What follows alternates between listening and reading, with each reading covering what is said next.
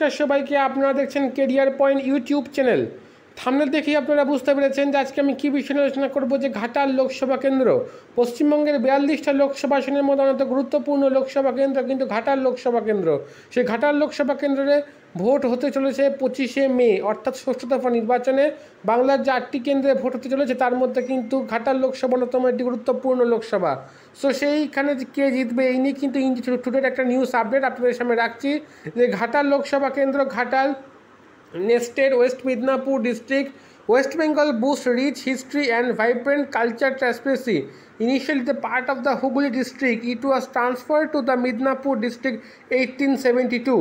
The 2011 census data revealed balanced demographic with a total population 54,591, comprehending 51% male, 27,882 and 49% female, 26,709।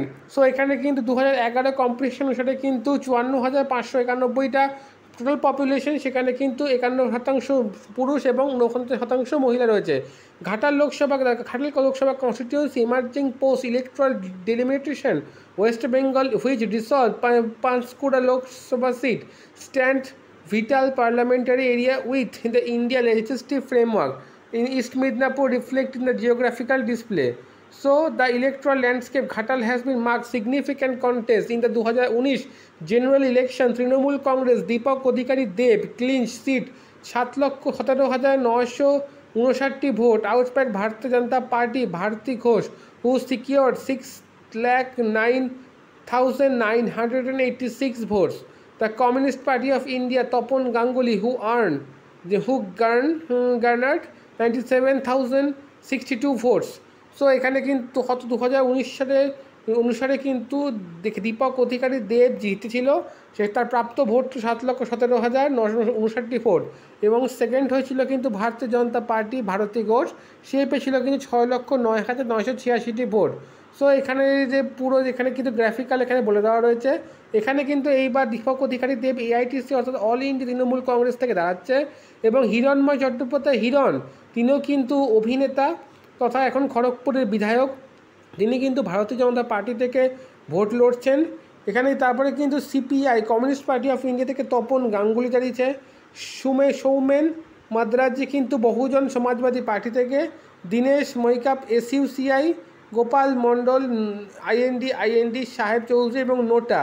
So past result অনুসারে কিন্তু AITC Dipak অধিকারী কিন্তু 7,17,959 vote পেয়েছে, এবং তার voting percentage কিন্তু 48.2 এবং উইনিং মার্জিন কিন্তু 7.2। Second Bharati Ghosh, third Tapan Ganguly, fourth হচ্ছে Khandakar Mohammad Shahiful Indian National Congress. তারপরে কিন্তু আস্তে আস্তে বাকি যে এখানে রয়েছে সেই সমস্ত দলগুলো কিন্তু ভোট পেয়েছে। সো এটা কিন্তু অনেক বড় একটা আপডেট। সুতরাং দেখা যাক যে 25 তারিখে নির্বাচনে কে জয়ী হয়। আমাদের নজর থাকবে ষষ্ঠ দফা ভোটের উপর, সেখানে কে জয়ী, সেখানে কেমন ভোট পাবেন। লাস্ট কিন্তু ভাগ্য গণনা হবে কিন্তু 4ঠা জুন। সো এইরকম ভালো ভালো আপডেট খবর পেতে চাইলে অবশ্যই কিন্তু কেরিয়ার পয়েন্ট ইউটিউব চ্যানেলটাকে সাবস্ক্রাইব করে রাখবেন, লাইক করে দেবেন, কমেন্ট করে কিন্তু জানাতে ভুলবেন না ভিডিওটা কেমন লাগলো। দেখা হচ্ছে আবার নেক্সট ভিডিওতে। ততক্ষণ ভালো থাকবেন, সুস্থ থাকবেন।